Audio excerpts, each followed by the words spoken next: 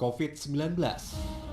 Sebuah nama yang saat ini hadir setiap hari di tengah-tengah masyarakat kita. Pandemi yang membuat aktivitas dan kehidupan masyarakat sehari-hari menjadi lumpuh. Untuk menekan pandemi makin meluas, pemerintah mengeluarkan kebijakan untuk melakukan social dan physical distancing. Akan tetapi, sakit bisa menghampiri kita kapan saja. Di masa-masa sulit ini, orang tetap butuh ke rumah sakit untuk mendapatkan pelayanan medis. Misalnya kasus gawat darurat seperti serangan jantung, stroke, kecelakaan, ibu yang melahirkan, pasien kanker, dan hemodialisis. Di Siloam Group, keselamatan pasien itu menjadi prioritas utama kami. Siloam Hospital menjalankan protokol yang sangat ketat. Protokol yang kami jalankan itu meliputi antara lain adalah screening kesehatan yang sangat ketat di depan, mewajibkan semua pasien, pengunjung maupun staf kami untuk memakai masker.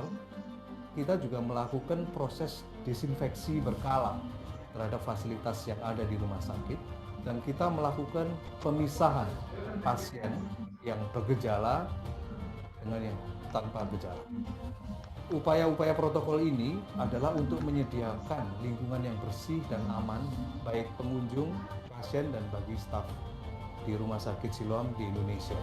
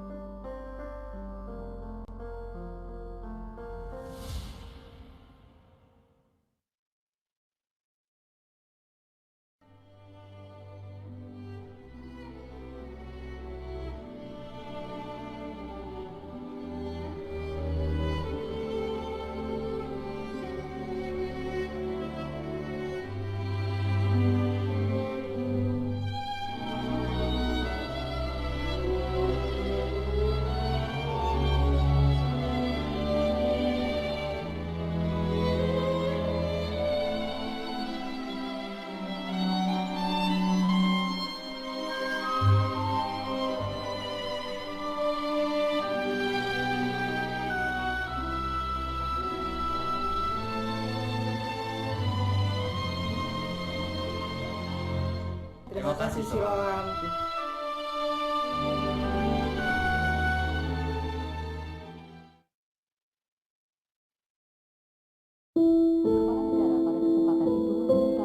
Serangan stroke bisa terjadi kapan saja.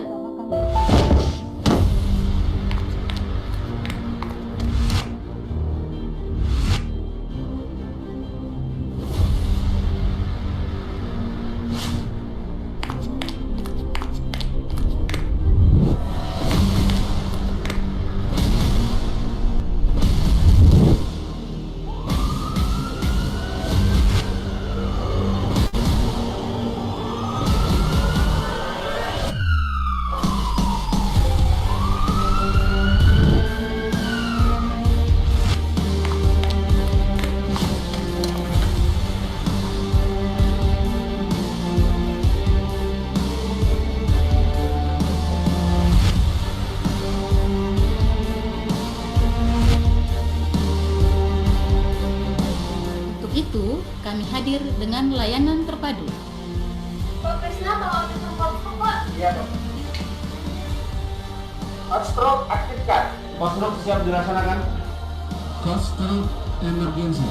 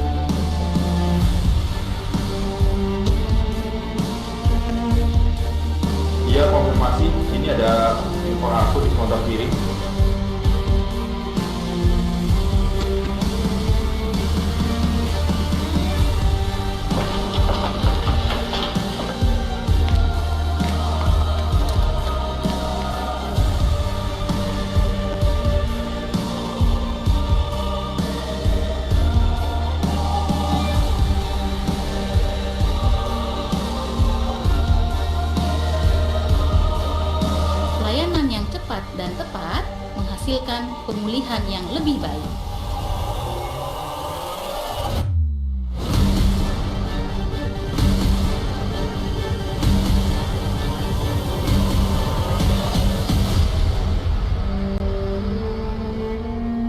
Time is brain.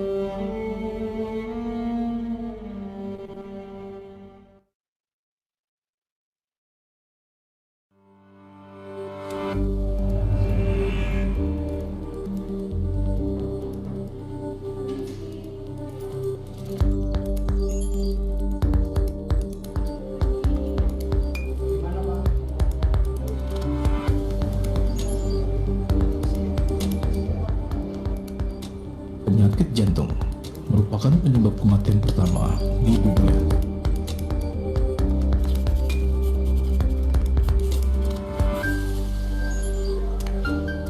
Penyakit ini bisa menyerang siapa saja.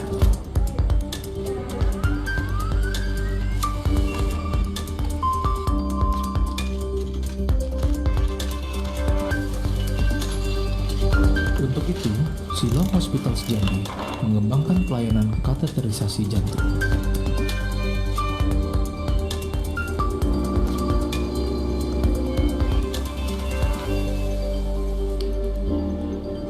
Mary, boleh masuk?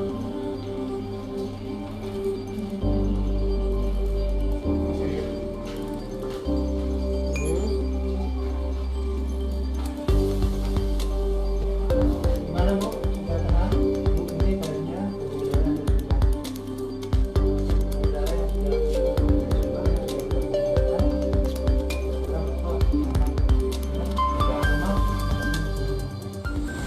Rumah Sakit Siloam Jambi sekarang telah memiliki alat kateterisasi jantung. Alat ini dapat dipergunakan untuk tindakan kateterisasi jantung, pemasangan ring pada pasien serangan jantung dan tindakan elektif, serta pemasangan alat pacu jantung. Semoga alat ini bermanfaat untuk masyarakat Jambi. Setiap detak jantungmu begitu berharga.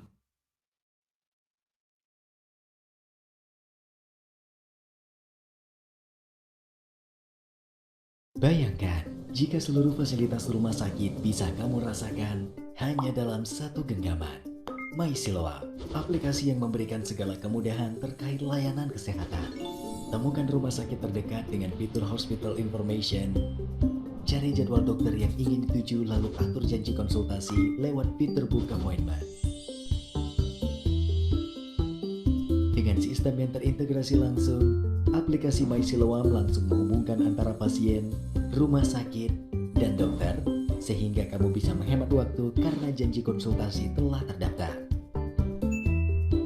Ingin mengetahui riwayat medis kamu? Tenang, My Siloam siap membantu. Akses seluruh catatan medis hingga riwayat obat yang ditebus selama berobat di Siloam Hospitals. Dan masih banyak lagi fitur aplikasi My Siloam, teman sehat untuk hidup yang lebih sehat. Download aplikasinya sekarang juga.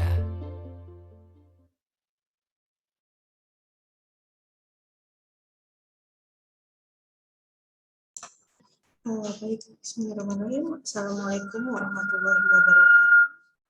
Selamat sore Bapak Ibu Dokter sekalian, baik peserta webinar yang sudah join di hari ini. Dan tak lupa juga terima kasih kepada dokter narasumber kita hari ini, Dr. Harli MT Lumban Toruan, dokter spesialis saraf, dan Dr. Aaron Manulang, spesialis radiologi. Terima kasih juga kepada tim Siloam dari Indonesia yang sudah mensupport berlangsungnya kegiatan webinar kita kali ini.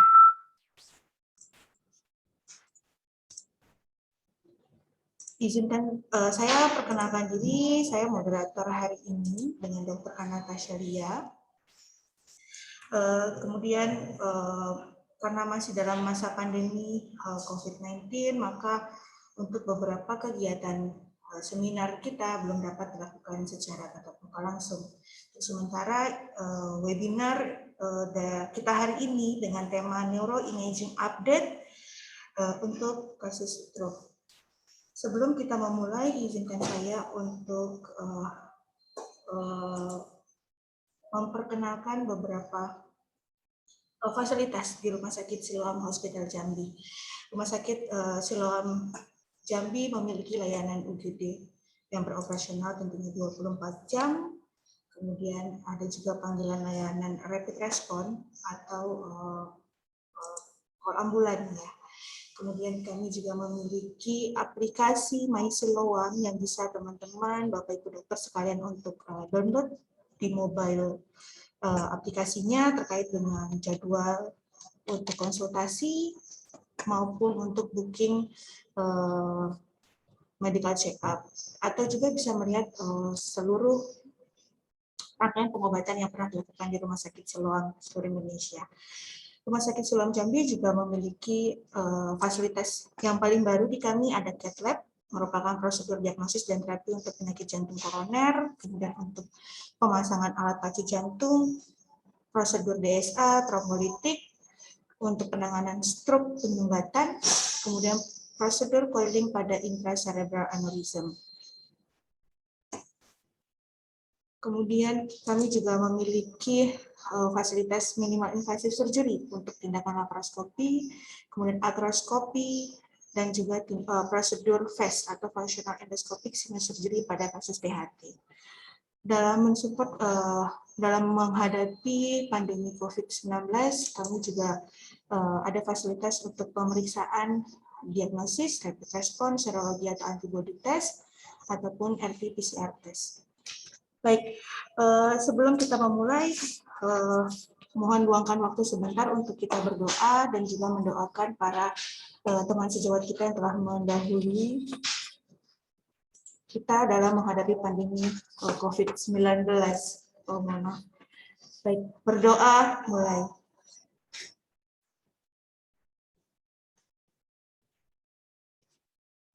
Baik, berdoa selesai. Kemudian izinkan saya untuk menyampaikan terkait dengan alur ya, rundown acara webinar kita hari ini akan dimulai dengan presentasi narasumber kita yang pertama, yaitu presentasi dari Dr. Harli MT Lumbuan Toruan, spesialis saraf. Sekaligus saya bacakan kurikulum vitae-nya. Dr. Harli lahir di Sibolga 30 Desember 1972. Beliau menyelesaikan Fakultas Kedokteran Umum di Universitas Kristen Indonesia, lulus pada tahun 1999.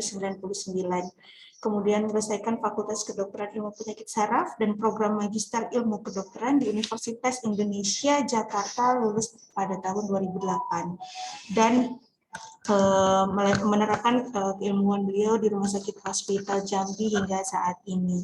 Untuk narasumber kita yang kedua pada hari ini nanti akan disampaikan oleh Dr. Aaron Manulang, spesialis radiologi. Beliau lahir di Jakarta 12 Juni 1979. Beliau menyelesaikan Fakultas Kedokteran di Universitas Airlangga Surabaya pada tahun 1997 hingga 2003. Kemudian melanjutkan ilmu radiologi pada Fakultas Kedokteran Universitas Airlangga Surabaya pada tahun 2008 hingga 2012. Setelah menyelesaikan pendidikan, beliau pernah mengikuti program PTT di RSUD So, Kabupaten Timur Tengah Selatan, Nusa Tenggara Timur pada tahun 2005 hingga 2006. Kemudian tadi melanjutkan ilmu pendidikan radiologi di Universitas Airlangga dan sekarang mengabdi pada rumah sakit, menerapkan keilmuannya pada Rumah Sakit Siloam Hospital Jambi hingga saat ini. Baik, kita akan dimohon untuk para peserta webinar, Bapak Ibu dokter, teman sekalian, untuk mengisi feedback form ya, Bapak Ibu dokter, yang akan kita share nanti di chat Zoom. Kita akan mendengar dulu presentasi dari narasumber pertama dan kedua, baru nanti akan kita buka sesi tanya jawab. Baik, untuk mempersingkat waktu kepada Dr. Harli, waktu dan tempat kami persilahkan, Dok.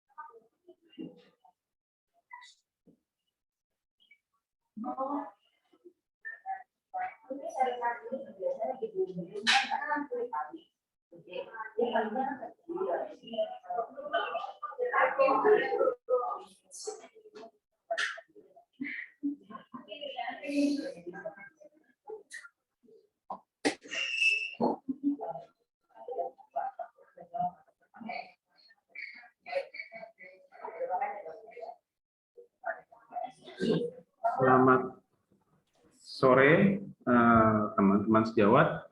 Pertama-tama saya mengucapkan terima kasih buat Rumah Sakit Siloam telah mengundang saya jadi sebagai narasumber, dan juga kepada tim Siloam Radiologi Indonesia. Hari ini saya coba membawakan sedikit update atau refreshing ilmu mengenai bagaimana kita membuat decision pada kondisi hiperakut stroke. Jadi sore ini kita hanya akan membahas masalah penanganan stroke pada kondisi yang hiperakut. Ini kita mulai dengan pengenalan mengenai bagaimana otak kita, dan kita tahu ada pembuluh darah besar yaitu karotis interna dan karotis eksterna yang memberikan perdarahan pada seluruh bagian otak kita. Stroke adalah pembunuh nomor 2 terbesar di dunia. Juga yang terjadi adalah suatu kondisi di mana aliran darah menuju otak itu terganggu, sehingga sel-sel otak kita akan mengalami kondisi yang kita sebut kehilangan oksigen atau hipoksia, dan terjadi kondisi suatu infak di otak kita. Biasanya saat ini sering digunakan istilah brain attack untuk stroke ini. Kasus stroke sendiri kurang lebih terjadi 7 juta di seluruh dunia setiap tahun dengan angka kematian sekitar 150.000. 75% stroke itu terjadi pada usia di atas 65 tahun. Kalau kita lihat klasifikasi stroke, kita bisa tahu bahwa stroke dibagi menjadi 2, yaitu iskemik dan hemoragik dengan persentase kurang lebih 88% iskemik, 12% adalah hemoragik, di mana iskemik ini 15% adalah suatu kondisi aterosklerotik, cerebral vascular disease, adanya hipoperfusi, atau arteriogenik emboli. Yang kedua adalah yang penetrating artery disease 20%, yang iskemik yang berasal dari cardiogenic emboli 18%, dan cryptogenic stroke sebanyak 30%. Kalau etiologi dari stroke ini sendiri, kita kenal ada beberapa faktor. Ada yang kita kenal dengan modifiable risk factor, yaitu usia, gender, ras, family, riwayat family, kelahiran dengan berat badan yang rendah. Lalu ada faktor yang modifiable, yang itu hipertensi, atrial fibrilasi, diabetes, merokok, alkohol, penyakit sickle cell, dan postmenopause. Juga ada yang ketiga adalah potentially modifiable, adalah faktor yang bisa kita modifikasi, yaitu penggunaan oral kontrasepsi, orang-orang dengan migrain, penggunaan drug dan alkohol yang berlebihan, gangguan hemostasis, dan faktor inflamasi, dan juga gangguan tidur. Kita tahu sendiri ada beberapa hal yang harus kita waspadai berkaitan dengan stroke. Biasanya kita harus waspada kalau terjadi kelemahan yang mendadak, paralisis, ada gangguan berupa kesemutan di salah satu bagian tubuh, baik kaki maupun di tangan atau kedua sisi. Juga kemampuan bicara yang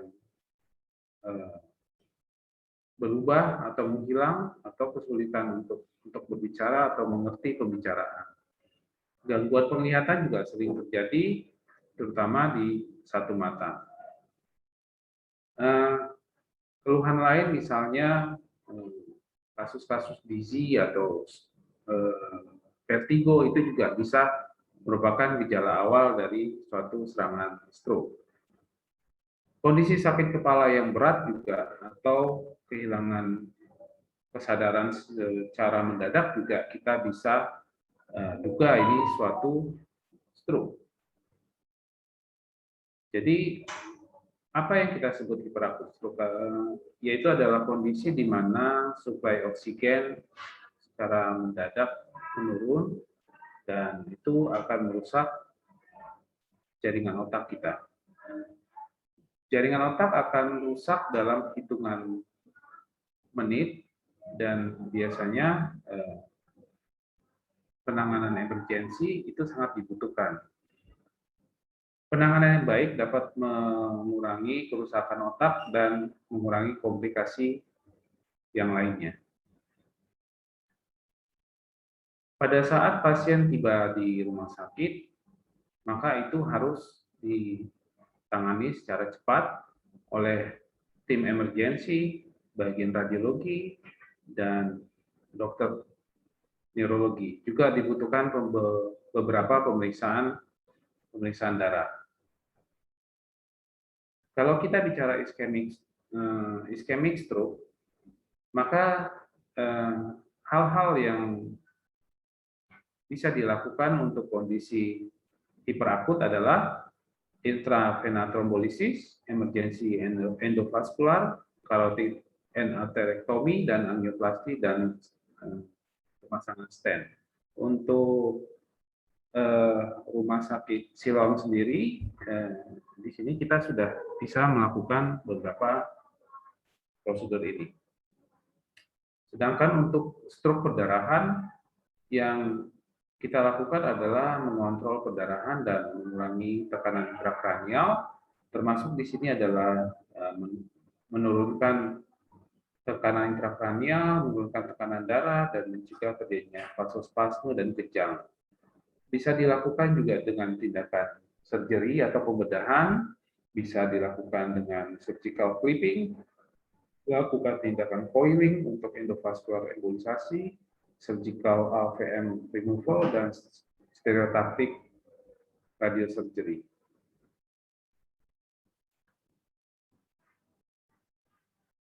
Untuk penanganan stroke hiperakut, faktor yang paling terpenting untuk terjadinya reperfusi yang sukses adalah melakukan early treatment pada kondisi akut ischemic stroke.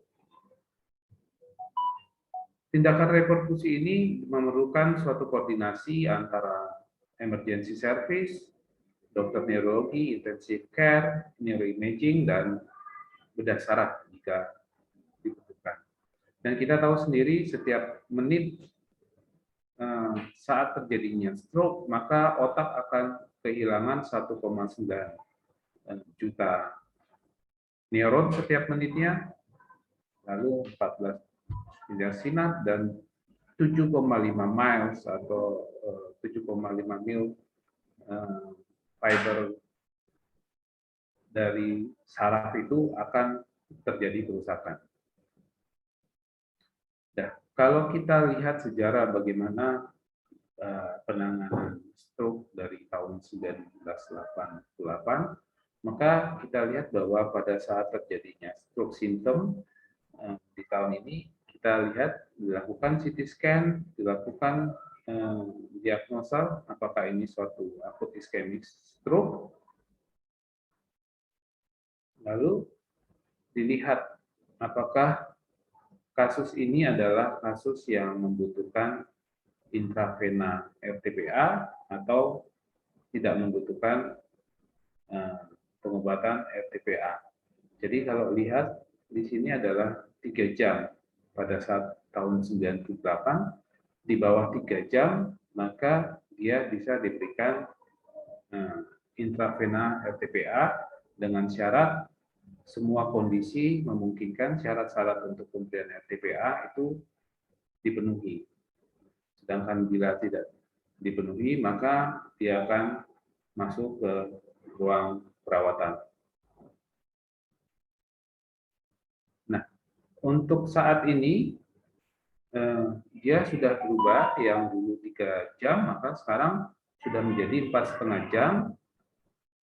Jadi waktunya lebih lama dibandingkan yang tahun 1988. Jadi pemberian RTPA bisa diberikan sampai batas 4,5 jam. Ya, jadi kalau kita lihat evolusi dari akut iskemik itu dari tahun 96, kita lihat perjalanannya, ada beberapa penelitian, NDS intravena RTPA menggunakan alteplase ini 3 jam di 2008, antara 3 sampai 4,5 jam. Lalu di dekade 2015 itu dicoba untuk lebih dari 4,5 jam. Jadi ada beberapa penelitian juga yang membandingkan antara pemberian preparat alteplase dengan yang lebih baru, yaitu tenecteplase. Tetapi di sini kalau kita lihat di sebelum 2015 itu 4,5 jam, setelah 2015 ini diteliti di bawah 24 jam.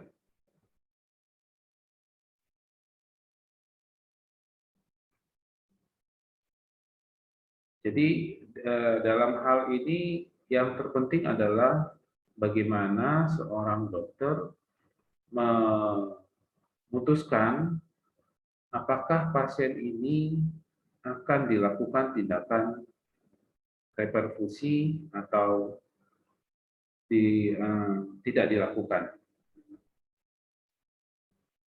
Jadi ada 4 langkah untuk membuat suatu decision pada kondisi hiperakut stroke, yaitu bagaimana kita mendiagnosa, yang kedua adalah bagaimana kita mengeksklud perdarahan, yang ketiga menilai beratnya dari stroke, dan mengidentifikasi kontraindikasi untuk pemberian dari intravena RTPA. Yang pertama kita mulai dengan diagnosa.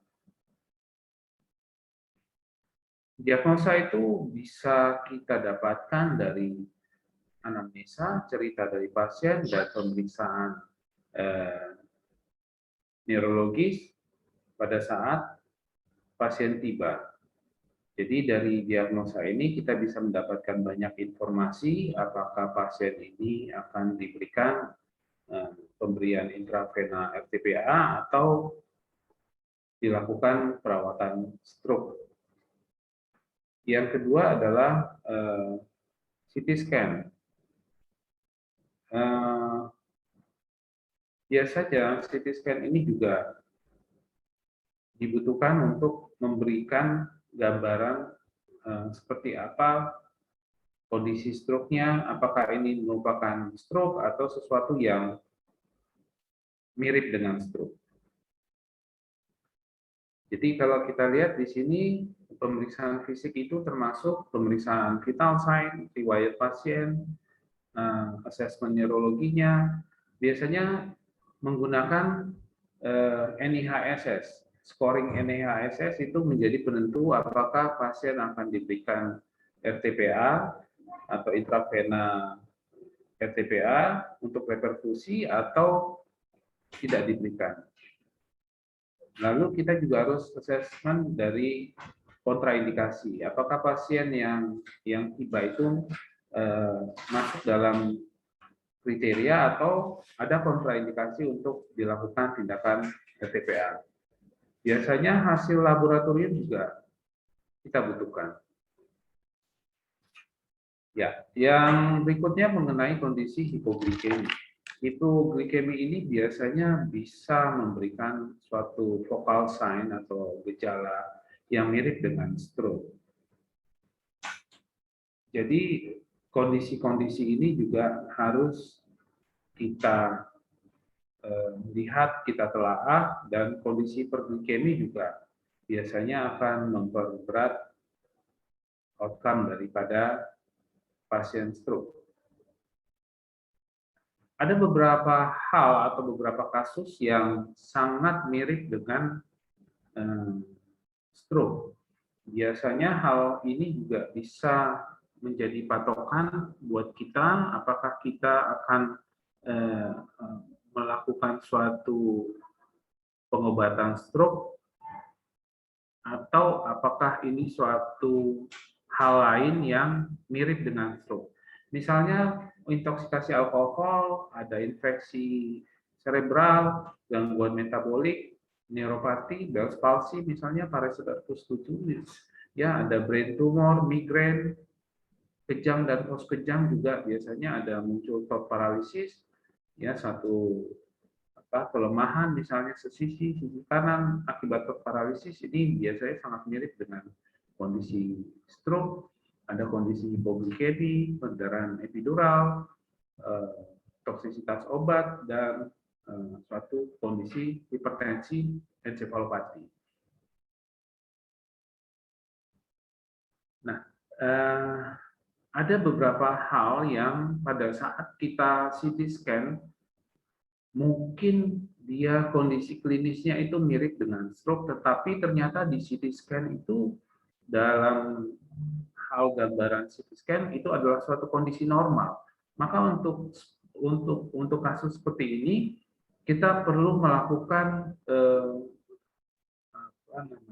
evaluasi lebih mendalam, anamnesa lebih mendalam mengenai kondisi-kondisi pasien sebelumnya. Kasus-kasus yang sering kali kita dapatkan seperti ini, misalnya kasus epilepsi, multiple sclerosis, dan migrain. Nah, kita juga harus hati-hati dengan gambaran tumor. Kita lihat di hasil CT scan ini. Ini adalah satu gambaran tumor di mana kalau kita lihat ini ada gambaran pericarpal edema di daerah sekitar tumor yang menekan sampai ke arah ventricle, sehingga ini juga harus kita exclude karena ini bukan suatu kondisi stroke tetapi sangat mirip dengan kondisi stroke, jadi harus hati-hati. Adanya gambaran finger shape, ya ini ada gambaran finger shape. Ini juga harus dilihat, ini bukan suatu stroke, tapi kemungkinan adalah suatu tumor. Dan biasanya untuk kondisi seperti ini, kita akan melakukan satu tindakan, misalnya pemeriksaan yang lebih detail lagi dengan menggunakan MRI, tentunya dengan menggunakan zat kontras. Ya, yang kedua apa yang harus kita lakukan? Yang kedua adalah langkah kedua adalah mengeksklud kemungkinan suatu perdarahan di dalam otak atau stroke hemorrhagic. Biasanya kita untuk melakukan exclude ini kita menggunakan pemeriksaan CT scan atau brain MRI. Tapi CT scan kepala sudah cukup untuk melihat membedakan antara suatu hemorrhagic dengan ischemic stroke.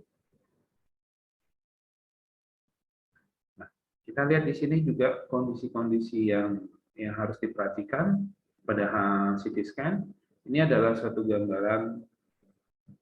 gambaran perdarahan.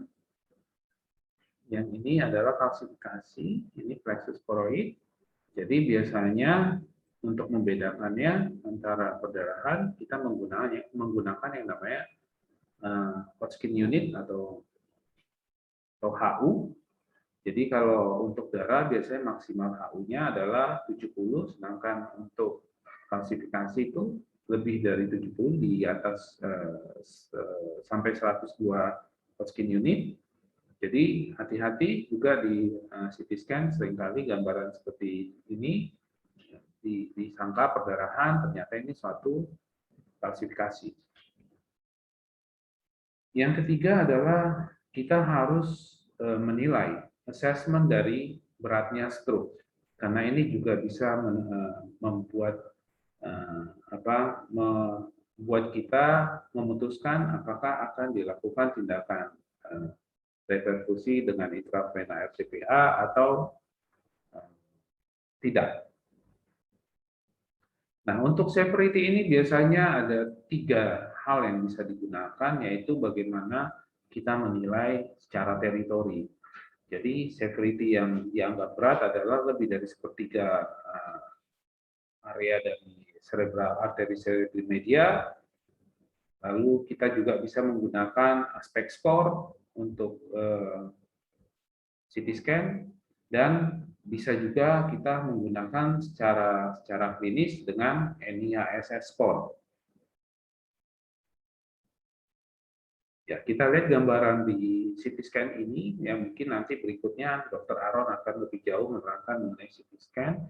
Ini adalah suatu kondisi di mana terjadi penyumbatan iskemik awal dari lebih dari sepertiga, lebih dari 33% arteri cerebri media. Kita lihat dengan penekanan ke arah ventricle, dan midline dari otak pun ikut bergeser ke sisi yang kontralateral.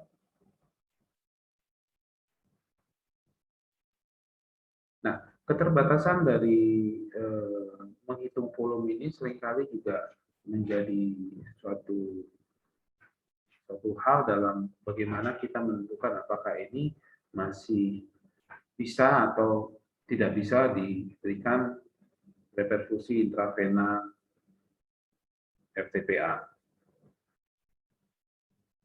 Jadi cara yang kedua biasanya,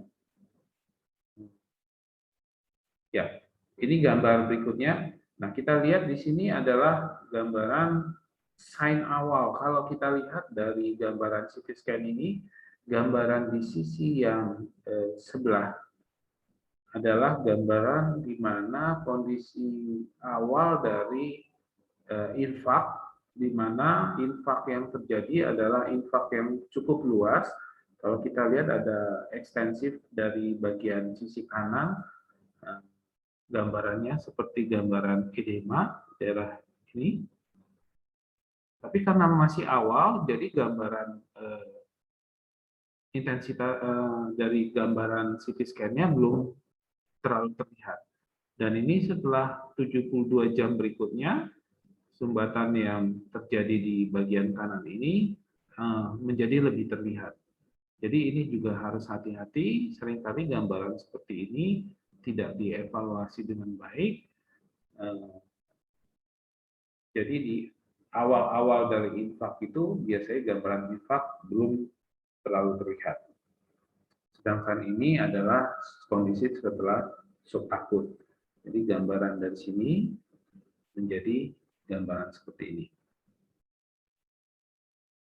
Ya, ada aspek skor, biasanya kita sebut sebagai Alberta Stroke Program Early CT Score atau aspek, adalah suatu cara yang digunakan menggunakan CT scan untuk mengevaluasi apakah pasien ini masuk dalam kriteria untuk pemberian reperfusi intravena RTPA atau tidak. Biasanya aspek ini bisa membantu kita untuk mengoptimalisasi seleksi dari pasien yang mana yang akan diberikan RTPA atau tidak, dan tentunya akan meningkatkan improvement outcome dari pasiennya, dan juga mengurangi biaya perawatan dengan mengurangi lama perawatan di rumah sakit. Juga dengan penggunaan aspek ini kita bisa mengoptimalkan treatment dari stroke. Untuk aspek skor sendiri, biasanya kita memakai 10 area yang dibagi di area CT scan, yaitu yang pertama kita lihat ada head of caudatus nucleus, ya, daerah caudatus, yang ini adalah kapsula interna, ini adalah nucleus lentiform, dan ini adalah daerah insula. Jadi kalau kita hitung, ini adalah 1, 2, 3, 4, ini M1, kita berikan area ini namanya M1, ini M2, M3, 7 area, ini area ke-8, M4, M5, dan M6. Jadi ada 10 area yang dinilai berdasarkan aspek skor. Jadi kalau aspek skor ini secara umum kita bisa katakan bahwa skor 0 atau skor 0 itu mengindikasikan adanya suatu diffuse iskemik, kerusakan yang bersifat diffuse. Jadi hati-hati kalau ini skornya 10, sedangkan kalau skor 10, skor 0 hati-hati, sedangkan skor 10 itu mengindikasikan kondisi normal. Dan jadi kalau kita lihat bahwa skor aspek lebih dari 7, itu biasanya mempunyai benefit yang cukup baik untuk dilakukan reperfusi intravena. Sedangkan aspek skor kurang dari 5, biasanya kita harus hati-hati, ini merupakan suatu kontraindikasi, dan kalau dilakukan dia sangat riskan atau sangat berisiko untuk terjadinya hemoragik setelah suatu reperfusi intravena trombolisis.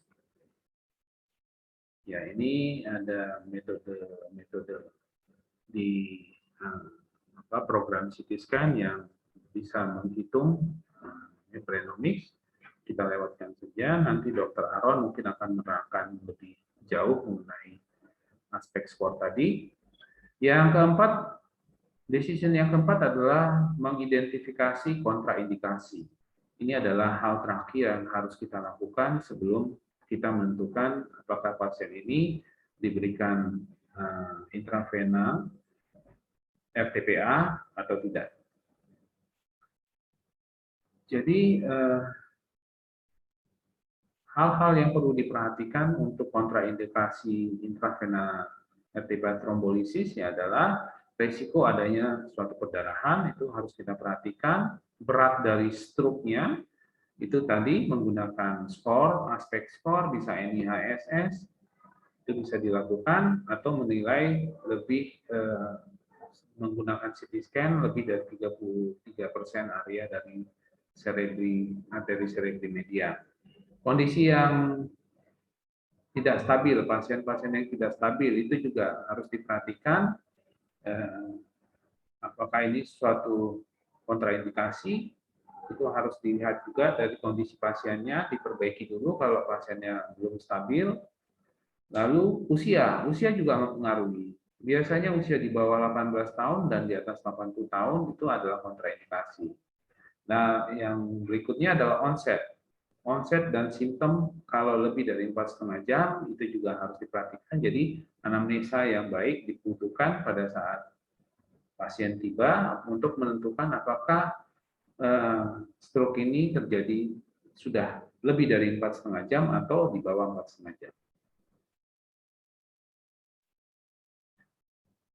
Ya, jadi kita lihat kontraindikasi di sini adalah adanya intracranial hemorrhage atau perdarahan intracranial, gejala yang dicurigai adalah subarachnoid, walaupun hasil CT scan adalah normal, tapi simptomnya itu dengan kemungkinan subarachnoid itu juga merupakan kontraindikasi. Pasien-pasien yang menggunakan heparin sebelum 48 jam itu juga merupakan kontraindikasi. Lalu ada hal-hal seperti diabetes yang dialami pasien, ada riwayat stroke sebelumnya, itu juga kontraindikasi, terutama riwayat stroke misalnya kurang dari 3 bulan terakhir. Lalu hasil laboratorium juga merupakan kontraindikasi kalau plateletnya itu di bawah 100.000 dan nilai INR lebih dari 1,7 atau PT-nya lebih dari 15 detik. Untuk tekanan darah biasanya systolic blood pressure lebih dari 185 atau diastolik lebih dari 110, itu juga merupakan kontraindikasi. Jadi dari usia kita lihat kurang dari 18, lebih dari 80 tahun. Ini kondisi minor neurological deficit, misalnya pada TIA yang membaik, itu juga merupakan kontraindikasi, tidak perlu diberikan. Lalu kalau kita menggunakan CT scan kita bisa lihat lebih dari sepertiga arteri cerebri media teritorinya, maka itu merupakan kontraindikasi, dan aspek skor kurang dari 7 serta NIHSS lebih dari 25. Jadi juga hal yang harus hati-hati adalah anamnesa. Apakah ini onset lebih dari 4,5 jam atau di bawah 4,5 jam. Jadi kalau lebih dari 4,5 jam ini merupakan suatu kontraindikasi. Nah, untuk kondisi kejang juga pada saat serangan stroke terjadi kejang itu juga harus hati-hati, harus kita pastikan apakah itu suatu kejang atau suatu rencatan atau tidak. Lalu untuk gula darah biasanya patokan yang dipakai adalah di bawah 50 atau di atas 400 mg per desiliter. Sebaiknya ini kita perbaiki dulu. Nah, ini adalah beberapa hal yang harus diperhatikan untuk melihat apakah stroke ini atau tindakan apa yang akan dilakukan pada kondisi stroke. Jadi kalau RTPA kita harus pastikan tidak ada perdarahan, diagnosanya adalah iskemi, areanya adalah kurang dari sepertiga arteri cerebri media, aspek skor lebih dari 7, NIHSS kurang dari 25. Tekanan darah juga harus diperhatikan, gula darah juga ini merupakan suatu syarat untuk diberikan RTPA. Lalu kalau untuk tindakan endovaskular biasanya untuk CT scan-nya adalah suatu iskemik, proksimal MCA, kurang dari sepertiga MCA teritori, aspek skor lebih dari 6, NIHSS lebih dari atau sama dengan 6. Sedangkan untuk TIA treatment biasanya tidak dibutuhkan suatu tindakan apa-apa karena biasanya ini mengalami perbaikan secara spontan. Sedangkan untuk perdarahan biasanya ini akan di-reverse ke sejawat bedah saraf apabila dibutuhkan suatu tindakan untuk perdarahan. Juga perlu diperhatikan suatu kondisi-kondisi yang mirip dengan stroke. Jadi kalau terjadi kejang, ensefalopati, brain tumor, hipoglikemi, vertigo, migrain, maka terapi disesuaikan dengan kondisi yang kita temukan.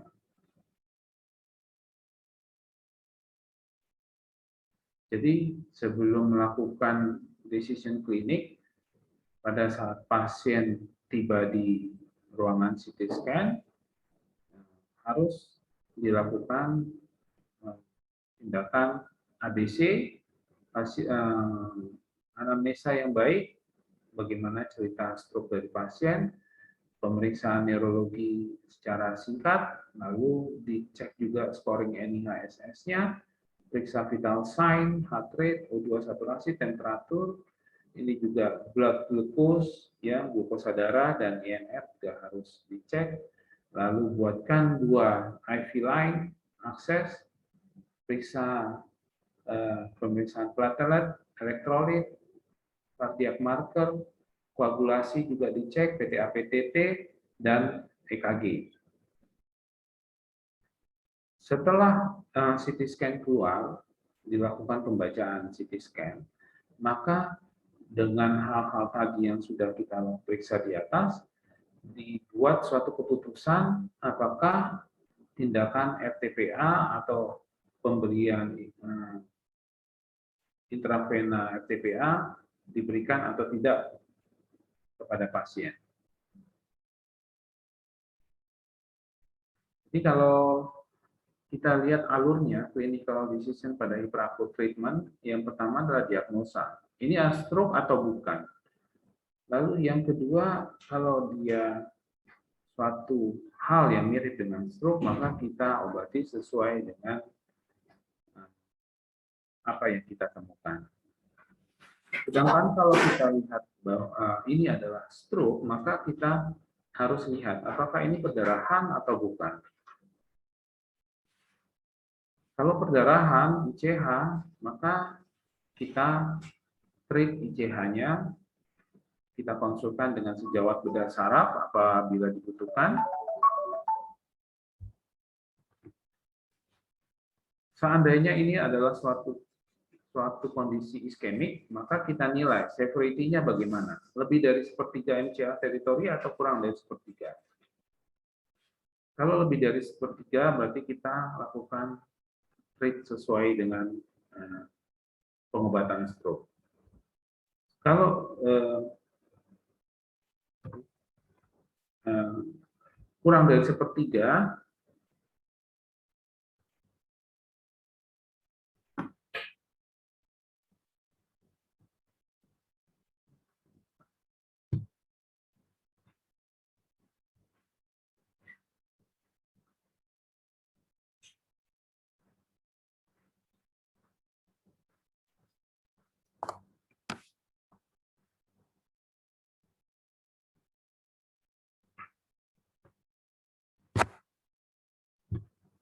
ya, kalau kurang dari sepertiga, harus kita lihat apakah ini suatu kontraindikasi untuk pemberian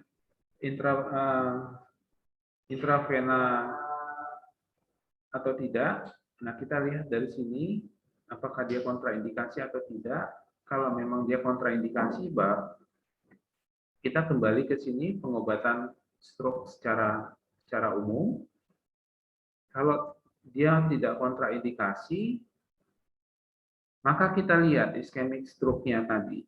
Apakah iskemik stroke-nya ini harus dilakukan suatu tindakan endovaskular, intervensi endovaskular, atau tindakan pemberian RTPA.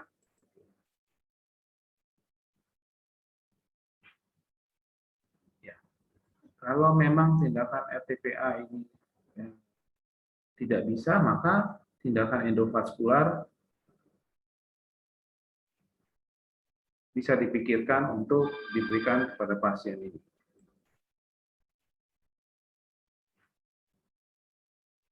Nah, untuk membuat suatu decision ini juga selain dibutuhkan suatu tindakan yang cepat dan penilaian-penilaian di atas tadi, juga kita karena untuk tindakan ini juga kita butuh suatu koordinasi, maka ada hal-hal variasi-variasi di dalam pemberian di dalam penata laksanaan tadi harus disamakan. Jadi antara petugas emergensi lalu perawat-perawat dan form-formnya juga harus dibuat sangat mudah dimengerti dan bisa dilakukan dengan secepatnya.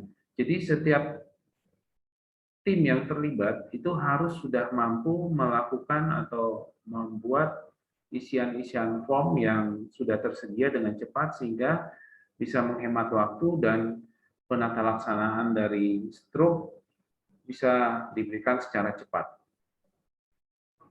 Jadi harus adanya suatu kerjasama dari tim emergensi, lalu registrasi, lalu dari dokter sendiri dan stroke tim lainnya untuk sama-sama melakukan satu tindakan yang simultan. Jadi checklist yang diberikan sudah harus dikuasai dan bisa diisi secepatnya sehingga tindakan-tindakan decision itu bisa diputuskan apakah pasien ini akan mendapatkan suatu reperfusi intravena RTPA atau perawatan stroke yang lain.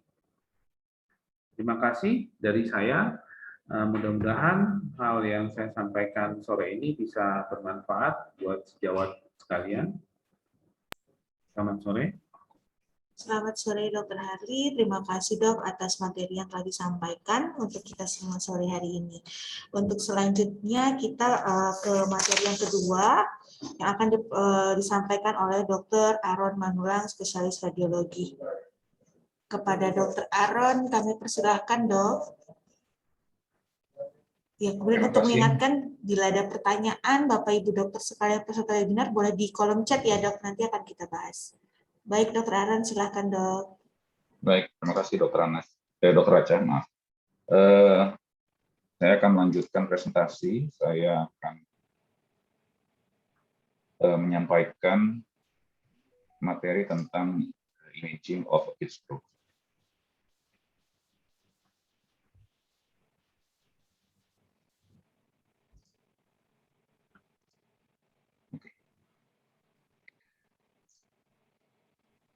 Tadi sudah diterangkan secara panjang lebar oleh Dr. Harley, stroke itu merupakan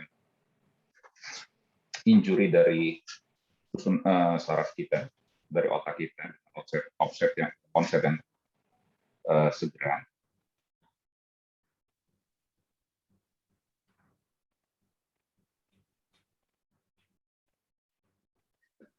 Diakibatkan oleh trombosis, ya, bisa jadi karena emboli atau perdarahan atau trauma.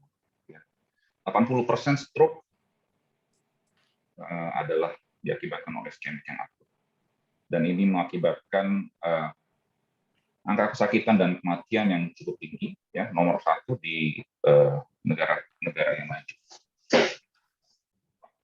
Hanya 20% angka stroke yang diakibatkan oleh perdarahan, sementara iskemik adalah 80%, dan ini yang kita temui juga sehari-hari di tempat praktek kita. Ya, tujuannya tentu imaging pada stroke untuk memberikan atau membuat diagnosis yang tepat. Ya, apakah itu perdarahan atau itu adalah infak, ya, atau untuk menyingkirkan stroke mimics tadi sudah diterangkan panjang lebar. Ya, gambaran klinis seringkali tidak dapat kita andalkan untuk membedakan apakah itu stroke, infak atau itu perdarahan. Dan tentunya tujuan utama daripada imaging adalah untuk menentukan terapi yang efektif. Dan ini dibutuhkan kecepatan waktu, ya, dengan diagnosis yang akurat. Nah, pemeriksaan yang ideal tentunya sebaiknya yang tersedia di mana, tidak terlalu mahal, tidak membahayakan, cepat, kemudian cepat bisa diakses oleh pasien, dan dapat membedakan stroke dan infak dan perdarahan dan juga mimicsnya, memberikan gambaran yang bagus secara resolusi, ya, resolusi anatomi yang baik, dan dapat mengidentifikasi kerusakan jaringan dari yang dapat diselamatkan.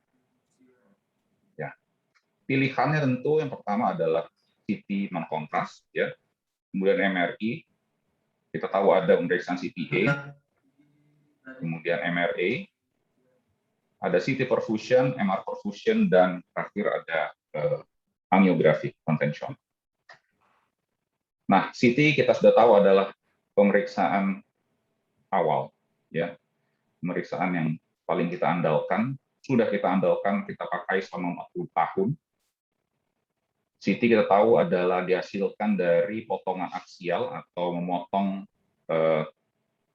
tubuh kita secara aksial, ya, dengan spiral, dengan potongan spiral begitu, ya, dengan menggunakan sinar X-ray, ya. Dan CT scan sangat cepat. Pemeriksaannya sendiri hanya membutuhkan waktu 10 detik untuk alat-alat yang saat ini tersedia di Indonesia. Sementara MRI sudah kita tahu atau sudah dipakai mulai dari awal tahun 80-an.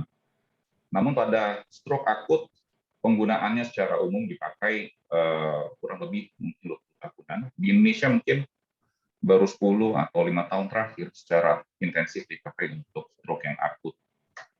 Ya. Benefitnya adalah tidak ada radiasi.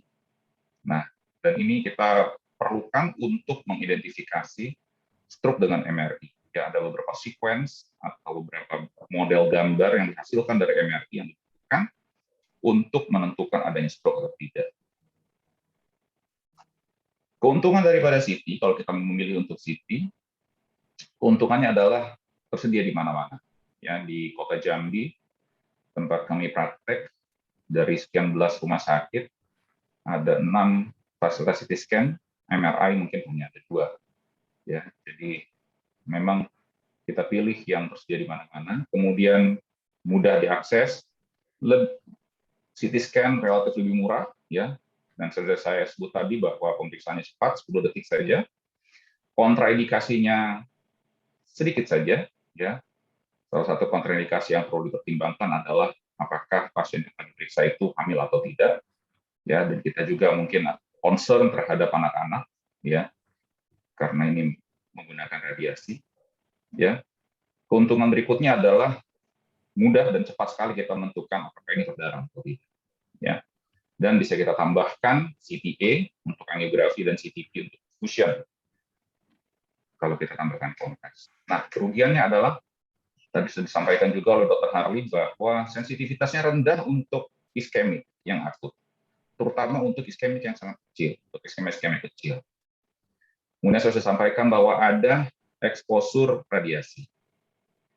Kemudian kalau kita gunakan kontras, ada kemungkinan alergi dan ada kemungkinan menjadi nefropati untuk pasien.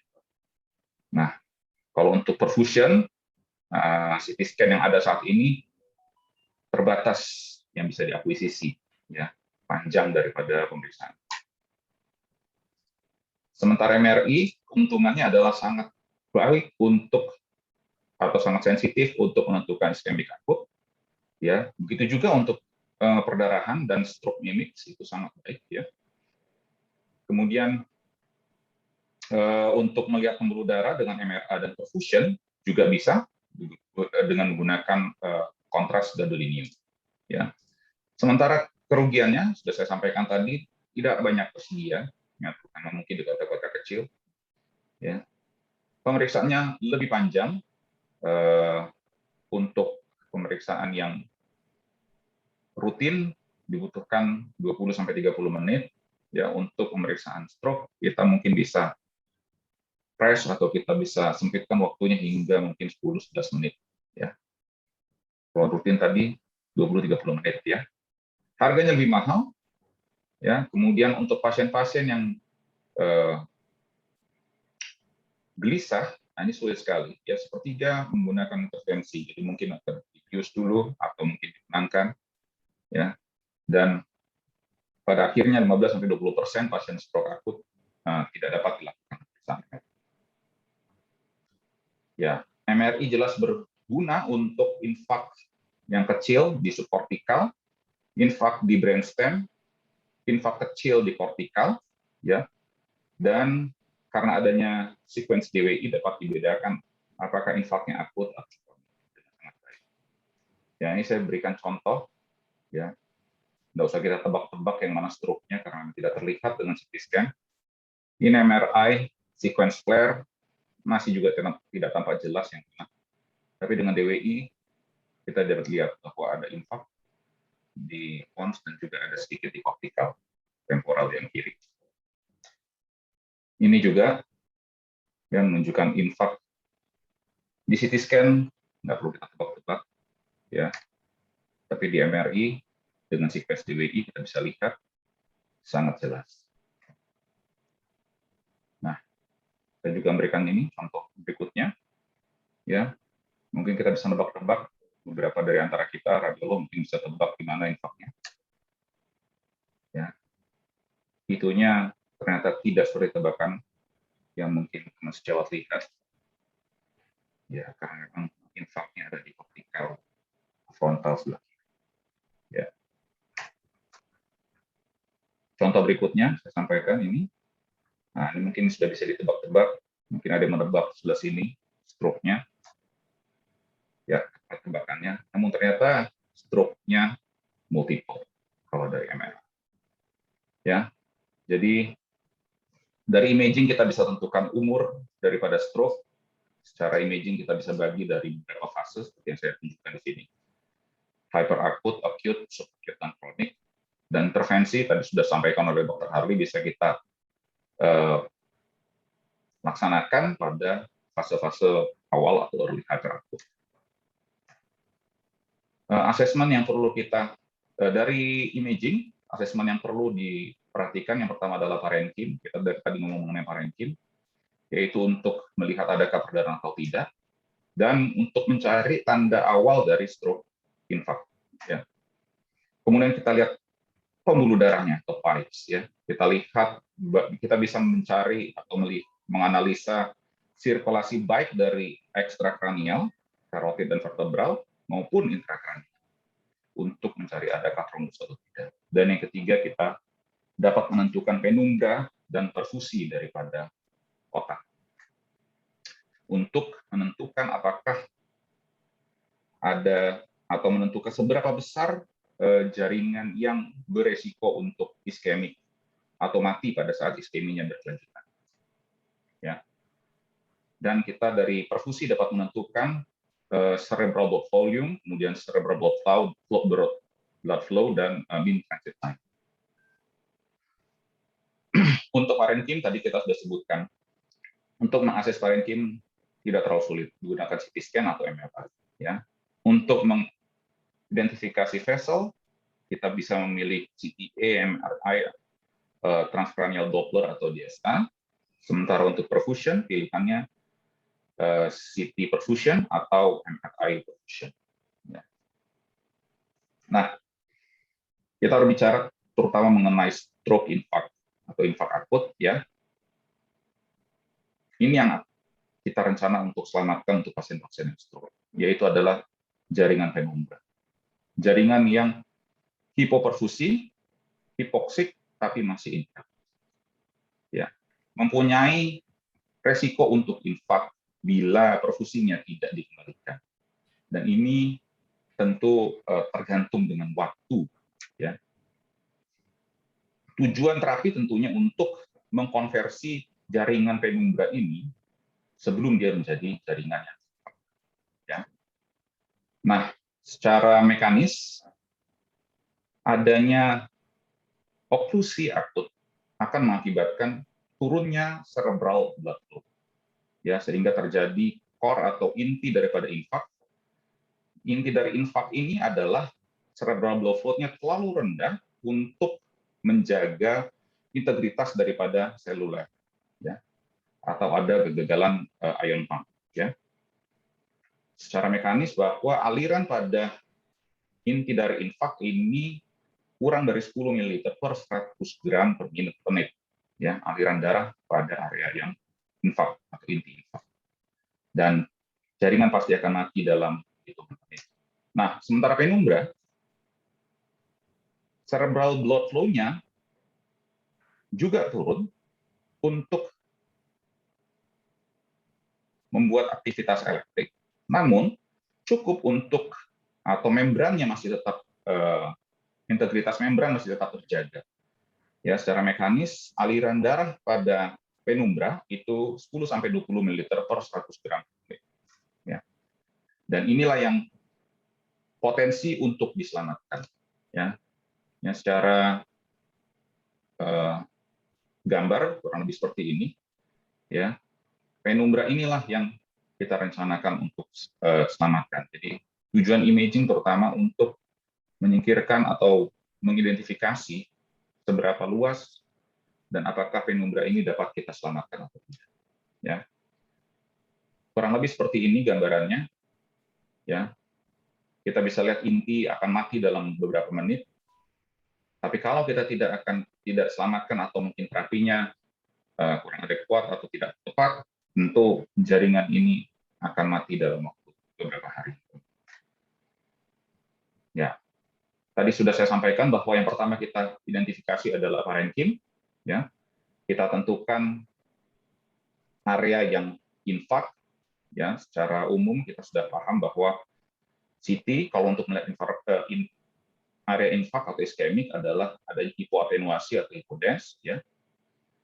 Adanya hilangnya gray white matter, diferensiasi gray white matter.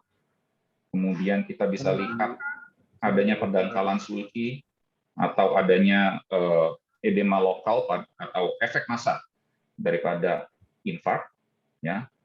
Ini adalah contoh ekstrim, ya. Semua pasti tahu dan bisa mengidentifikasi yang mana stroke-nya, ya, yang mana infarknya, ya, itu yang di cerebri yang sebelah kanan dengan efek massa yang jelas sekali tampak. Ya. Nah, ini adalah contoh yang lebih sulit, ya. Tadi sudah saya sampaikan bahwa kita bisa tahu bahwa yang kanan ini adalah yang infark. Kita bisa lihat ada pendangkalan sulki, ya. Kita bisa lihat bahwa ada hilangnya diferensiasi gray dan white matter. Ya. Dan bagi kita yang biasa bekerja di CT scan ya, atau kerja di rumah sakit yang mempunyai fax, bisa diatur window daripada CT scan itu sehingga window-nya dipersempit ya. Ini saya kasih anunya. Ya pokoknya diatur supaya gambarnya seperti ini. Ini bisa kita lihat ya di sebelah kiri, di frontal kiri ini ada infonya. Kalau kita lihat dengan window biasa ini akan lebih sulit. Nah, dari analisa parenkim ini baru kita tentukan aspek ya. Tadi Dr. Harley juga sudah terangkan mengenai Alberta Stroke Program Early Score. Ada yang merupakan pendekatan sistemik untuk mengidentifikasi tanda-tanda iskemik awal ya pada teritori MCM. Ya, tadi Dr. Harley sudah sebut tadi ada 10 region ya. Bila ada satu yang terkena itu kita kurangi 1 ya, normalnya 10 ya. Aspek kurang 5 itu berarti lebih dari sepertiga teritori arteri karotis media ya. Jadi Dr. Harley juga ada seperti ini ya. Saya cuma mengulangi sedikit saja, ada 10 ya, yang ini yang insula, ini nucleus caudatus, lentiform, kapsula interna ya, kemudian ada M1 sampai M6. Ya, ada 10 area. Bila salah satu area terkena, maka kita akan kurangi 1 ya. Ini juga tadi sudah disampaikan oleh Dr. Harley ya. Aspek yang sangat rendah akan berhubungan atau dihubungkan dengan kemungkinan perdarahan sekunder. Ya. 20% menurut penelitian, menurut jurnal yang saya baca, aspek 0 sampai 2, 20% kemungkinannya, sementara aspek 3 sampai 10, 4,5 sampai 5%. Ya. Sementara aspek dengan respon terhadap terapi, ya, aspeknya semakin rendah dihubungkan dengan outcome yang lebih buruk. Ya. Namun, aspek tidak dipakai untuk menentukan terapi itu bila memang angka kejadiannya kurang dari 3 jam. Ya. Dan juga tidak ada bukti yang menunjukkan apakah kita harus menunda terapi ya hanya dengan aspek saja ya. Tidak ada bukti menunjukkan bahwa dengan aspek saja kita perlu untuk menunda terapi ya. Kalau memang angka kejadiannya kurang dari 3 jam. Sementara setelah 3 jam bila aspeknya rendah ya terapi dengan intraarterial tidak perlu terlalu dipaksakan. Ya. Ini tadi sudah disampaikan oleh Dr. Harley, kurang dari 4,5 jam, aspek tidak perlu terlalu dipertimbangkan untuk pemberian IVTPA. Ya. Sementara aspek yang rendah, sudah saya sampaikan tadi, dihubungkan dengan outcome yang lebih buruk. Ya. Ada kemungkinan ICH yang lebih tinggi, resiko ICH lebih tinggi. Sementara, ini mungkin yang perlu untuk para klinisi, kalau aspeknya rendah, ya evaluasi waktu onset itu perlu dievaluasi ulang. Ya, jadi kalau memang jelas ini aspeknya rendah sekali, lebih dari kemungkinan sepertiga, jangan sampai memang onsetnya itu sudah lebih panjang daripada yang diceritakan oleh pasien. Ya, itu mungkin perlu dievaluasi. Ya, aspek kurang dari 5 tidak perlu dipaksakan untuk pendekatan intraarterial. Nah, sementara kalau lebih dari 6 jam masih ada beberapa yang punya pendapat masih bisa pendekatan intraarterial. Namun untuk kasus-kasus stroke yang masih sadar dan aspeknya cukup tinggi, ya. Dan apalagi bila obstruksinya tampak, ya, di proksimal. Nah, itu tadi aspek pada sirkulasi anterior. Untuk sirkulasi posterior, pada dasarnya juga ada poinnya, ya, sama poinnya 10, ya, menggunakan CT scan juga, ya. Dan kalau tadi untuk sirkulasi anterior angka cantiknya ada 5, ya. Kalau untuk sirkulasi posterior di atas 7 memberikan prognosis yang lebih baik, ya. Jadi untuk sirkulasi posterior skornya seperti yang saya tunjukkan di sini. Cerebellum kanan dan kiri mendapatkan poin 1, pons mendapatkan 2, talamus kanan dan kiri mendapatkan poin 1, dan lobus occipital mendapatkan poin 1 masing-masing. Ya, jadi total 10. Dan sama seperti tadi aspek yang sirkulasi anterior, bila ini salah satu terkena, ya maka 10 tadi akan dikurangi area-area yang terkena. Itu tadi untuk parenkim. Sekarang untuk vascular imaging, ya kita tahu bahwa stroke adalah penyakit vaskular. Ya. Parenkim merupakan korban daripada keadaan di vaskular. Jadi menentukan atau membuat imaging terhadap pembuluh darah itu penting untuk memahami kausa oklusi, ya, dan mekanisme stroke-nya. Nah, adanya oklusi di arteri bisa diprediksi oleh dua hal. Jadi pertama, Dr. Harus sudah sebutkan, kita bisa prediksi dari NISS, ya. Bila NISS-nya lebih dari 10, atau dari aspek yang tadi kita sebutkan.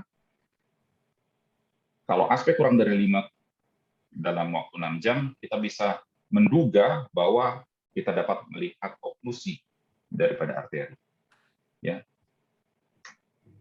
Dan kita pilihan pertama tentu adalah CT angiografi.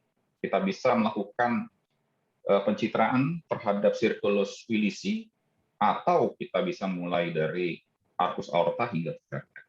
Ya, kita gunakan kontras tentunya 90-120 cc, dan butuh waktu pemeriksaan kurang lebih 10 menit. Nah, concern-nya tentu adakah alergi terhadap kontras walaupun ini rendah, dan juga ada nefropati kontras. Ya, ini adalah gambar CT. Kita bisa lihat evaluasi baik sirkulasi anterior, ya, maupun sirkulasi posterior. Nah, tujuannya tentu untuk mencari sumber daripada obstruksi, ya, terutama untuk yang proksimal, ya.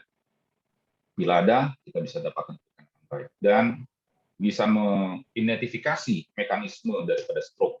Apakah diakibatkan oleh aterosklerosis, stenosis, ulcerasi, ataupun trombus, diseksi, emboli dari paru, ya, kita bisa lihat sampai ke paru bagian apex tentu, dan yang ya. Dan vaskular ini tentu pencitraan vaskular dapat menentukan prognosis, ya, untuk melihat korelasi, dan kita bisa melihat prognosisnya, ya, dengan rekanalisasi waktu dan rekanalisasinya, ya. Sementara rekanalisasi itu, keberhasilan rekanalisasi atau terapi tergantung dari lokasi trombus. Nah, dari sini kita bisa tahu lokasi trombus. Semakin dia ke proksimal, maka kemungkinan keberhasilan rekanalisasi atau terapi semakin kecil tentu. Ya, kalau kita lihat di sini, menurut penelitian, bila trombusnya ada di M2 sampai M3, maka angka keberhasilannya lebih tinggi. Ukuran trombus ini juga jelas. Kalau trombus makin besar, tentu terapi juga akan, efektivitas terapi juga pasti akan menurun.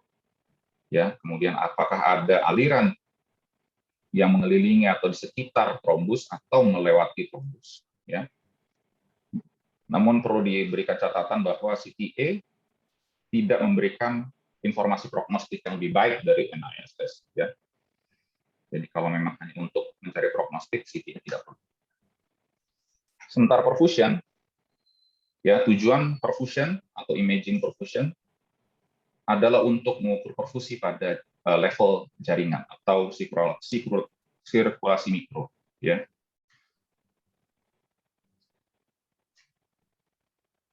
Jadi informasi yang didapatkan dari perfusion adalah untuk melihat core daripada infarknya, kemudian kita bisa lihat penumbra, ya. Kemudian kita bisa lihat apakah ada jaringan poligemia. Ini dilakukan dengan CT perfusion atau MRI perfusion, ya. Dan hasilnya bukannya dinilai secara kualitatif, ya. Nah, CT perfusion membutuhkan software khusus. Tapi saya pikir untuk CT scan yang baru di atas tahun 2010, semuanya sudah ada software untuk CT perfusion. Ya. Kita butuh kontras 30-50 cc. Jadi kalau tadi sudah kita pakai CTA 90-100 cc, kita akan tambahkan 30-50. Ya. Nah, ini yang menjadi keterbatasan dari CT perfusion, hanya 4-8 cm saja yang bisa diakuisisi dengan CT perfusion. Ya, setelah kontras dimasukkan, baru nanti dilakukan CT scan. Nah, dari situ nanti ada perubahan kontras, perubahan atenuasi itu yang dihitung oleh komputer, ya, dan nanti dibuat map-nya atau peta daripada hasil penghitungan. Ya, ada densitas curve density juga yang dihasilkan oleh komputer. Ya. Jadi maps-nya terdiri dari ini, CBV, CBF, TTP, MTT, dan Tmax. Saya pikir sulit. Saya pikir nggak usah saya terangkan terlalu detail masalah ini. Kita lihat saja gambarnya nanti. Untuk stroke dengan obstruksi, kuncinya ada di 3 hal ini. Yang pertama, CBV-nya itu menurun. Ini menunjukkan core-nya, infarct core-nya. Sementara CBF-nya CBF-nya juga turun, sementara MTT dan Tmax-nya masih meningkat. Ya, jadi ada mismatch. Ya, CBV menentukan core dari infarct, sementara CBF, MTT, TTP, dan Tmax menunjukkan jaringan yang beresiko. Penumbra, ya silakan dibaca. CBV normal, CBF-nya naik, MTT, TTP, dan Tmax prolog. Untuk gampangnya, saya tunjukkan gambarnya saja. Ya, jadi kalau untuk perfusi, yang pertama dilihat adalah CBV. Ya, nah kita lihat dulu non kontrasnya. Ya, kalau sudah jelas kita tahu bahwa klinisnya adalah infarkt di sebelah kanan, maka kemungkinan bahwa kelemahan di sebelah kanan, bahwa infarktnya ada di sebelah kiri, ya kita bisa prediksi kira-kira di mana. Ya, dalam kasus ini dari non kontrasnya, kalau jeli kita lihat bahwa ada di daerah sini. Ya. Nah, kita lihat pertama di CBV-nya. Ya, yang menurun hanya daerah ini. Ya, sementara di CBF-nya ada daerah yang lebih luas yang menurun, yang MTT-nya memanjang. Nah, ini yang disebut dengan mismatch. Ya, area yang core yang betul mati itu hanya kecil, sementara yang berpeluang untuk mati cukup luas. Ini yang disebut dengan mismatch. Ya, ya. Ini adalah contoh berikutnya. Ini jelas kita bisa lihat infarkt di sebelah kiri. Ya, dengan perfusi kita lihat CBV-nya.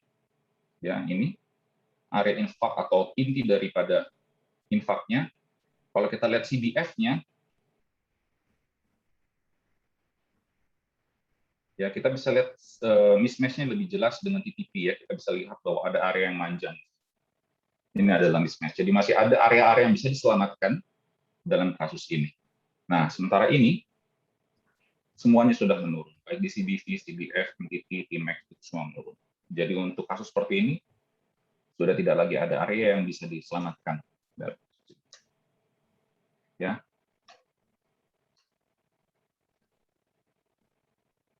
Jadi harapan dari perfusi tentunya adalah untuk menentukan target.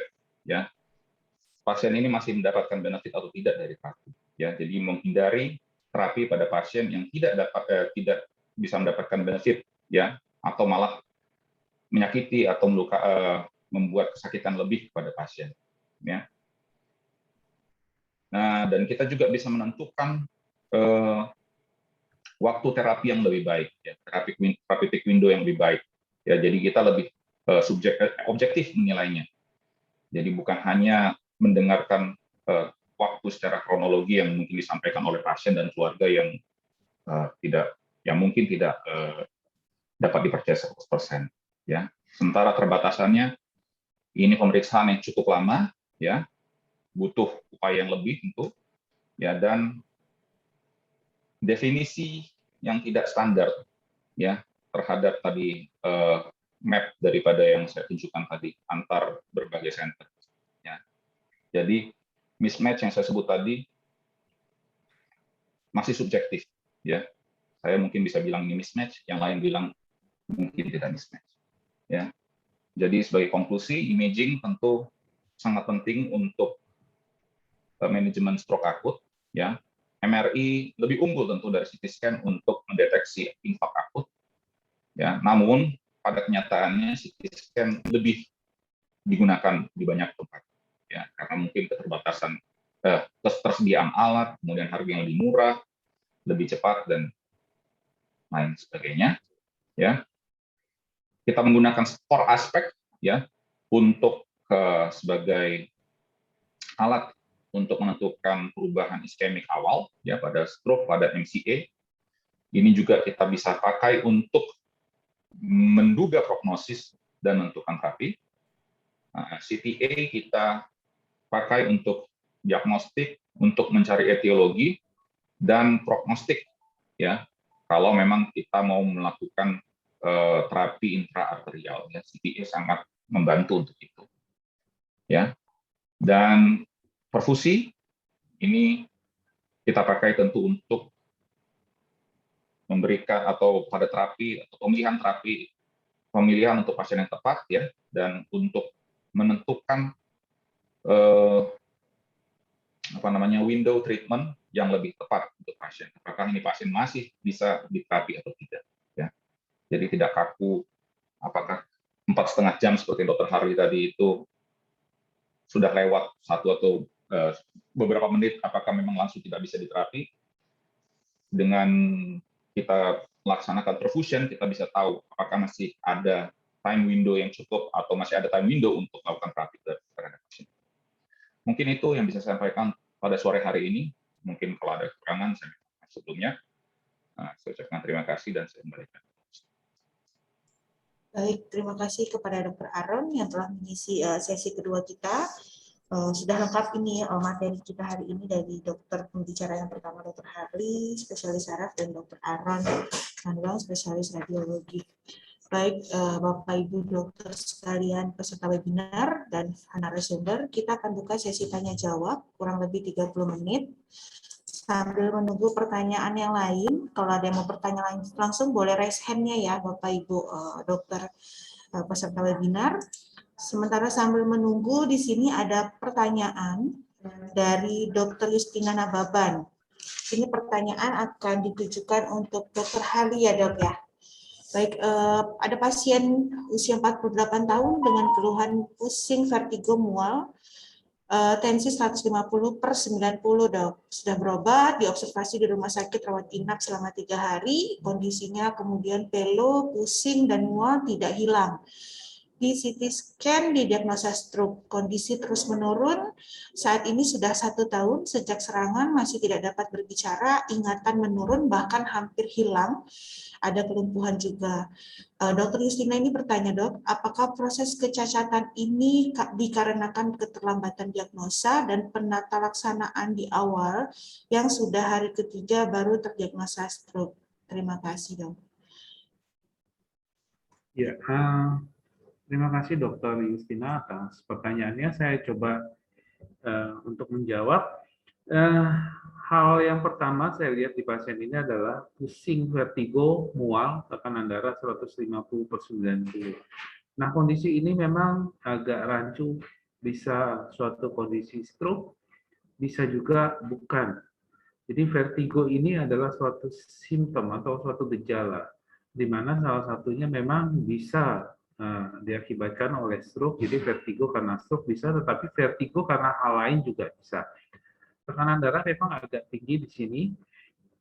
Jadi oleh dokter diobservasi pada saat perawatan hari ketiga muncul kondisi baru yaitu pelo, pusingnya tetap ada dan mual tidak hilang. Dilakukan CT scan, didiagnosa dengan stroke.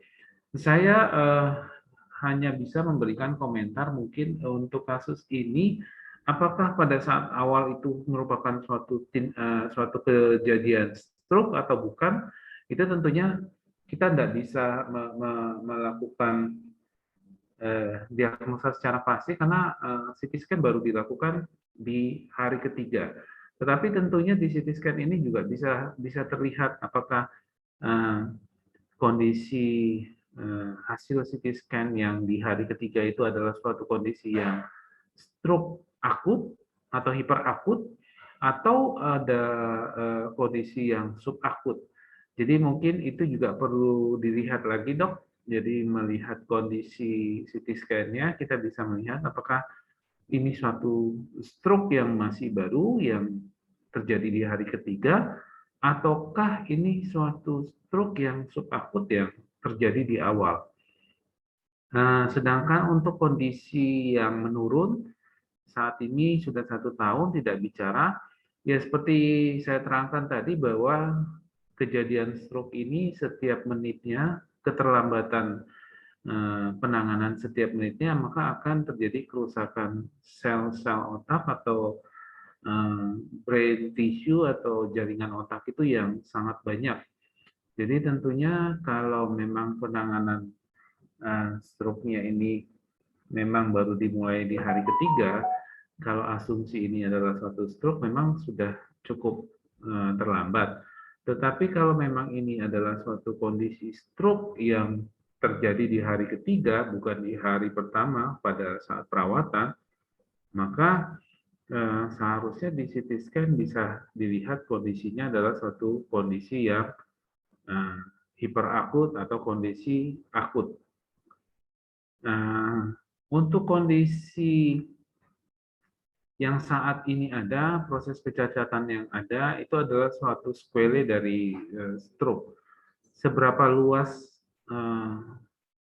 sumbatan yang terjadi atau iskemik yang terjadi tentunya akan membuat atau menentukan seberapa berat sequelae yang akan muncul atau gejala sisa yang akan muncul di kemudian hari.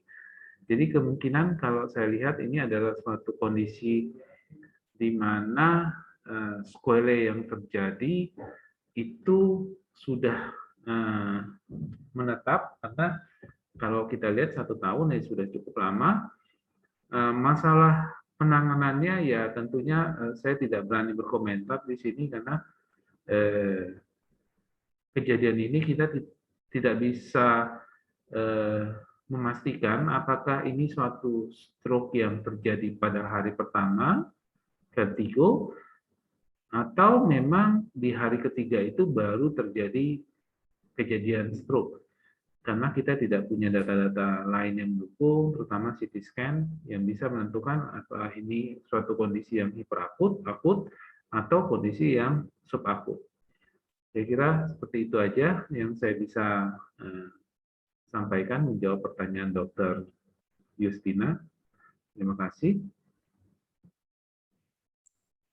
Baik, terima kasih kepada Dr. Harli. Mungkin di sini Dr. Justina masih mengikuti, Dok. Bila ada yang mau ditanyakan kembali, boleh via chat Zoom kita atau raise hand-nya, Dok. Mungkin sambil menunggu nih, Dok, pertanyaan yang lain terkait dengan pertanyaan Dr. Justina. Mungkin kalau dari Dr. Aaron barangkali ada tambahan, Dok, terkait dengan apakah bisa nanti dari hasil CT scan itu membedakan mana yang hiperakut, akut, atau subakutnya barangkali, Dok.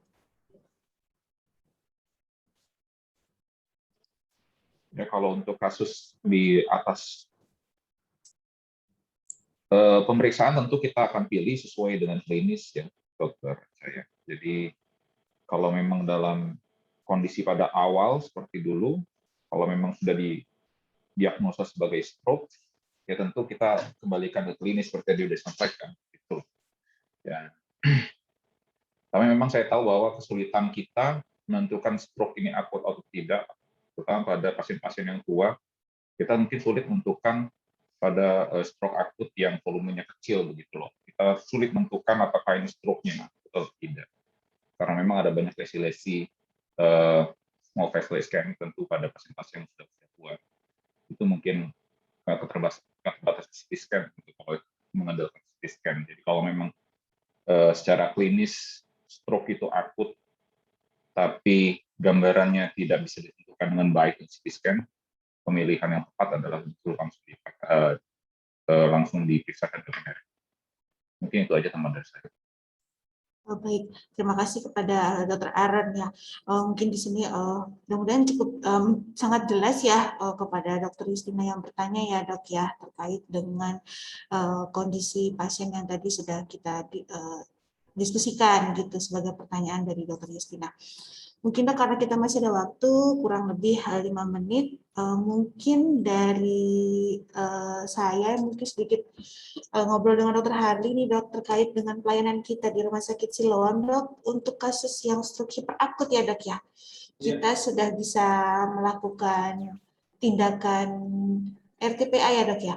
Mungkin dokter bisa sharing sedikit dok untuk teman-teman di luar Rumah Sakit Siloam, barangkali ada keluarga atau nantinya ada pasien yang ditemukan kondisi dicurigai dengan hiperakut, mungkin bisa di-refer ke Rumah Sakit Siloam. Silakan Dokter Harley dok. Ya, terima kasih ya. Memang di Rumah Sakit Siloam kita sudah ada pelayanan untuk penanganan RTPA, intravena RTPA trombolisis. Jadi sudah ada beberapa pasien yang kita lakukan trombolisis dan hasilnya sejauh ini memang cukup baik. Pasien cukup puas, merasa puas dengan hasil yang didapatkan dari hasil yang kita lakukan. Memang scoring NIHSS-nya juga bisa dilakukan tindakan RTPA, pemberian RTPA, dan hasilnya baik. Rata-rata pasien kembali ke rumah antara hari ke-5 sampai hari ke-7 dan sequelae atau gejala sisanya bisa dibilang sangat ringan dibandingkan saat dia masuk.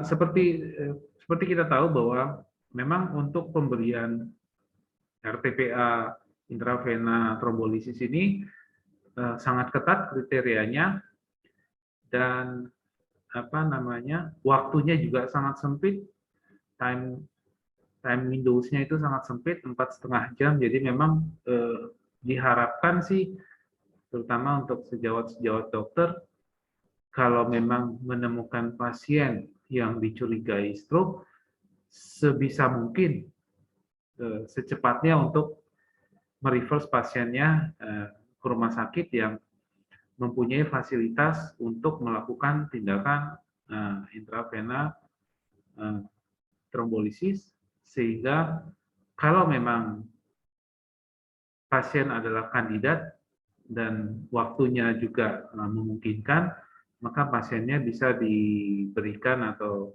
dilakukan tindakan intravena trombolisis. Seperti saya katakan juga tadi bahwa dalam penanganan stroke ini prinsipnya adalah time is brain, atau waktu adalah seberapa banyak kita bisa menyelamatkan jaringan otaknya, itu sangat tergantung dengan kecepatan pasien untuk tiba di rumah sakit. Jadi diharapkan dengan adanya webinar ini, sejawat-sejawat dokter bisa lebih sensitif, lebih peka bagaimana bisa mengevaluasi secepatnya dan melihat, menginklusi atau mengeksklusi kemungkinan seorang pasien apakah dia terkena stroke atau bukan. Yang kedua, kalau memang ini suatu kondisi stroke, secepat mungkin mereverse ke rumah sakit yang bisa melakukan tindakan trombolisis, sehingga hasil yang diharapkan oleh pasien atau hasil yang didapatkan itu bisa maksimal. Jadi memang rumah sakit Rumah Sakit Siloam Jambi sudah melakukan beberapa kali tindakan intravena trombolisis dan sejauh ini hasilnya semua cukup memuaskan. Terima kasih. Ya, Baik, terima kasih kepada Dr. Hari yang sudah menjelaskan terkait dengan prosedur yang bisa kita support di Rumah Sakit Siloam, yaitu tindakan trombolisis intravena yang dapat untuk kasus stroke hiperakut. Mungkin dari Dr. Aaron, Dok, ada tambahan, Dok, terkait dengan pemeriksaan penunjang kita, Dok, untuk kasus hiperakut, stroke dengan hiperakut, Dokter?